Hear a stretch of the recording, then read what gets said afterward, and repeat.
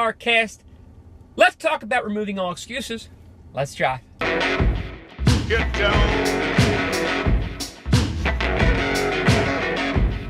Get down.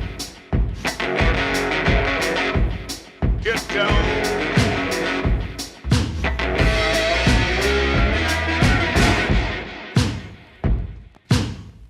Oh, I love it. I had this boss, and he...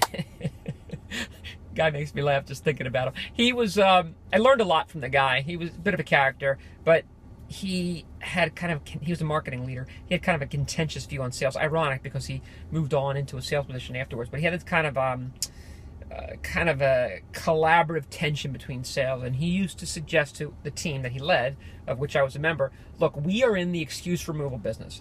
We are going to listen to sales, we are going to try to understand intimately what they need, and then we are going to deliver everything that they need, so they can no longer use the excuse of not having A, B, or C as to why their pipeline's not filling up. Could you suggest that maybe it's a negative way to look at it? Perhaps, but I like the idea of being in the excuse removal business. Well, what does that have to do with today's CarCast episode? Everything. Why? Because today's August 31st, and I have been producing content on a regular basis every day in the form of the CarCast.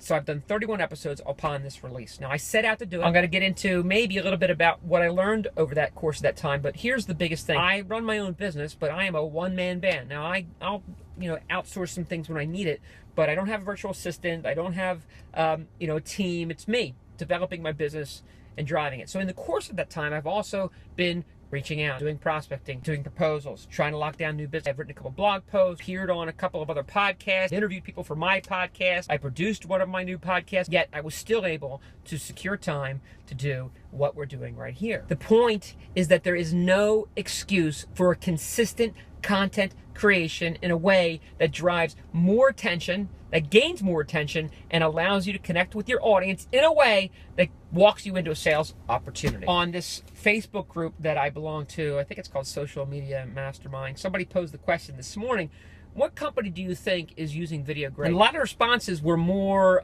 personalities that are doing video great. Indeed, these individuals are doing a great job with video, but I sat and thought about it, and you know what?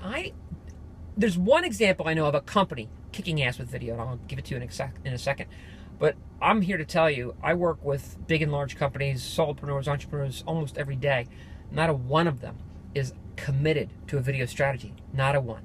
Okay, so I don't think many companies are doing it great. So look, if you are a Marcom professional, if you are a digital marketing person in your team, if you're a marketing leader, now is the time to capitalize on this and simply start with the consistency of daily execution. You don't even necessarily have to post them, but until you get into that habit of constant production, you'll never get better at it. You'll never discover what to do. What did I learn out of this? YouTube analytics, thank you, Amy Schmidauer, for that one episode, are pretty amazing. Search capabilities and tapping into that, a little easier to manage than regular SEO, I'm finding. The ability to identify those influencers in your space that you could potentially collaborate with. The ease of which you can align this sort of content with what you're doing and whatever is most and top of mind. Think about account-based marketing. If you're doing account-based marketing and you don't have a video plan necessarily in place for these large named accounts, that is a missed opportunity. And there is no excuse for not trying. About a month and a half ago, I did an episode about productivity not being a hack or a tip or a trick, but simply habit. To lock in those habits by consistently doing the thing that's going to progress us forward. Now, who is the one company that I see doing a phenomenal job with media? Now, look, it might be a cliche because it's Gary Vaynerchuk. Okay, I get it.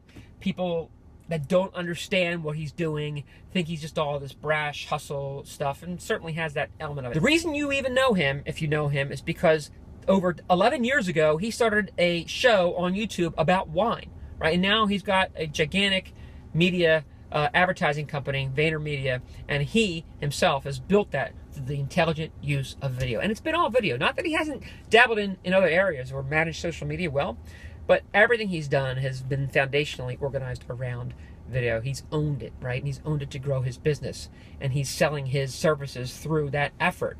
And even if you look at what VaynerMedia, their social feeds are doing now they're starting to produce more. It's been mostly him as the face. Anyway, this is just my opinion. But as a company, he's committed to it. He relentlessly produces.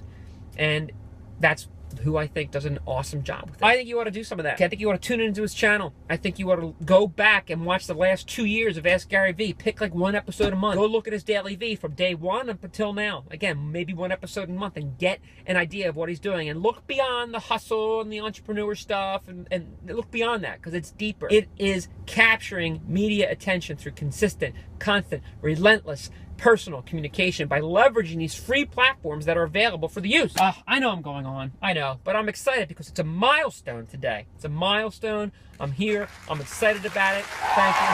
Me too. I'm excited. Thank you. And I hope you're excited about it too. I hope.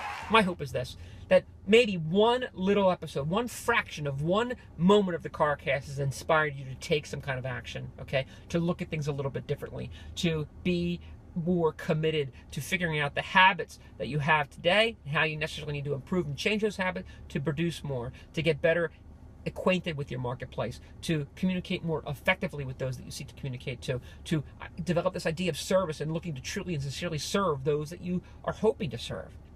That's it. I don't know if we're going to continue every day, but I got to tell you, I've enjoyed the ride, so thank you from the bottom of my heart. Thank you for being here on a regular basis, and I absolutely, positively see you next time.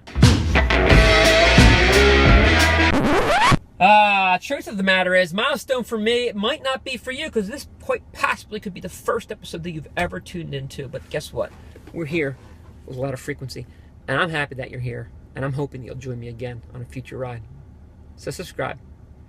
Let people know about the CarCast. Like it if you'd like, and I will see you next time.